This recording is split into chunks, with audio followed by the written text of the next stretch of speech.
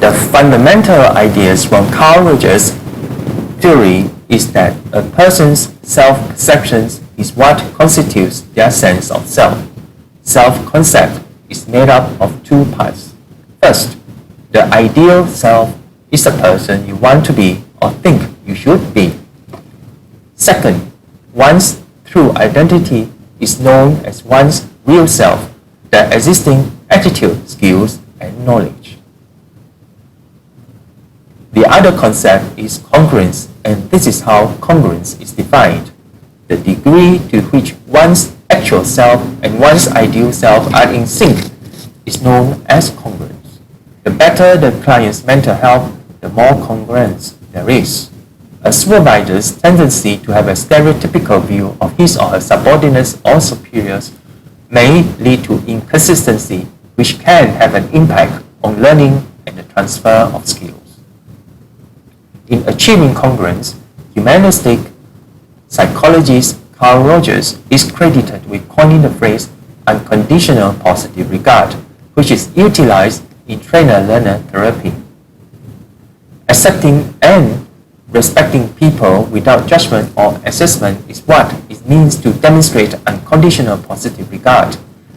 In contrast to unconditional love, unconditional positive regard does not need love or affection, but rather acceptance of people regardless of how you feel about them. However, unconditional positive regard is not an action towards others. Rather, it is a state of mind that might be misconstrued. It is more of an attitude or state of mind. When we are treated with unconditional positive regard, we are more likely to be open and honest about our thoughts, emotions, and behavior with others around us. A trainer who uses unconditional positive regard may react to the learner's undesirable behavior by concentrating on the emotions connected with the actions rather than the actions itself. This allows learners to take risks and make errors since they know they'll be welcomed no matter how they do. When learners aren't afraid of being judged by their trainers for their behavior, they are more willing to explore the world of learning around them and learn new things.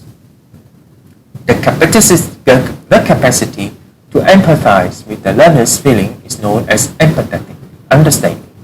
This refers to the trainer's capacity to interpret the learner's experience and sentiments in the here and now sensitively and correctly, but not need to be compassionately. Trainers must be able to follow exactly what the learner is experiencing and convey them that the learners know what they are feeling, which is a vital element of their training job.